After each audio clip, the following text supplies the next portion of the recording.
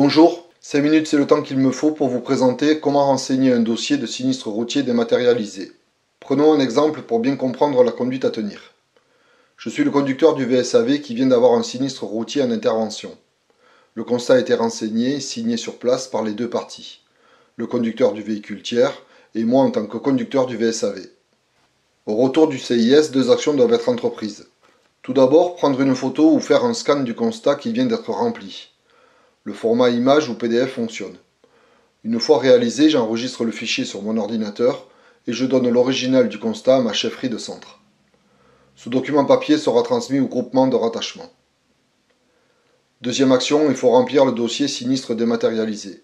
Soit je le télécharge via le site Intras10, soit je contacte mon groupement pour qu'il me le transmette. Ce dossier doit être rempli et envoyé au groupement de rattachement dans les 48 heures. Sur cet exemple, 4 acteurs vont devoir renseigner le document.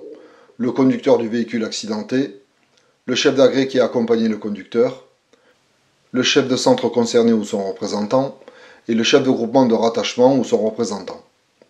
Au sein du CIS, vous pouvez soit renseigner le dossier ensemble et en même temps, soit le faire séparément. Pour notre exemple, nous allons prendre le cas où chacun le remplit de son côté. En tant que conducteur, je commence à saisir le dossier de déclaration. Je confirme tout d'abord que j'ai bien transmis l'original du constat à ma chefferie. Ce document est le seul document à transmettre au format papier. Je renseigne ensuite le questionnaire d'analyse. Pour y accéder, soit je clique directement sur le QR code, soit je le flash. Vous accéderez alors à un questionnaire Forms qui convient de renseigner obligatoirement. Une fois le Forms rempli, j'indique la date de saisie du questionnaire. Comme le sinistre a eu lieu en intervention, mon chef d'agré devra remplir son compte-rendu circonstancié en partie 2 du dossier. Pas besoin de cocher cette case, car il y a un tiers. Cette partie concerne les véhicules personnels. Comme le sinistre a eu lieu avec un véhicule de service, elle ne doit pas être renseignée. En page 2, je renseigne la partie circonstanciée. Je remplis les renseignements administratifs, les renseignements concernant le véhicule et les éléments de contexte. Dans mon exemple, il n'y a pas de blessure. C'était sur une manœuvre en marche arrière et c'était sur site d'intervention. Je rajoute le numéro d'intervention et je détaille les circonstances dans cet onglet en étant le plus précis possible. Enfin, j'indique la date, mon nom et mon prénom et je valide que les données sont exactes. Dernière étape pour le conducteur, j'insère le scan ou la photo du constat amiable en dernière page du dossier.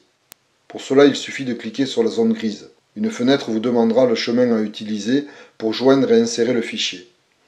Une fois terminé, je clique sur Fichier, Enregistrer sous et je nomme mon fichier. Je peux maintenant le transmettre à mon chef d'agré pour qu'il puisse renseigner sa partie. Le chef d'agré remplit ensuite son compte-rendu circonstancié en page 3 du dossier. Il indique tout d'abord le contexte du sinistre. Pour notre exemple, le sinistre a eu lieu en intervention. Il rajoute ses coordonnées et il détaille les circonstances de l'accident avec sa propre analyse. Cette analyse peut bien sûr être différente de celle du conducteur. Enfin, le chef d'agré indique la date, son nom et son prénom et valide à son tour que les données sont exactes. Le fichier est ensuite enregistré avec un autre nom et il est transmis à la chefferie du centre.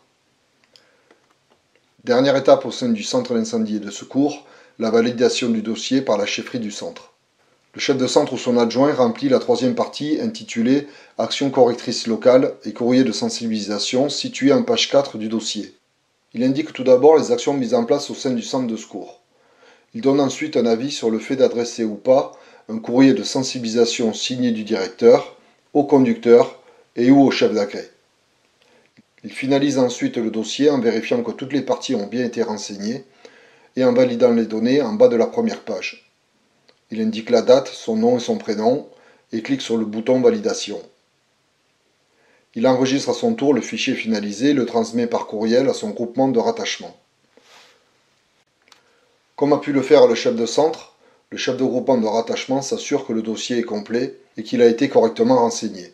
Il renseigne la troisième partie en donnant lui aussi un avis motivé concernant le courrier sinistre à adresser ou pas au conducteur et ou au chef d'agré.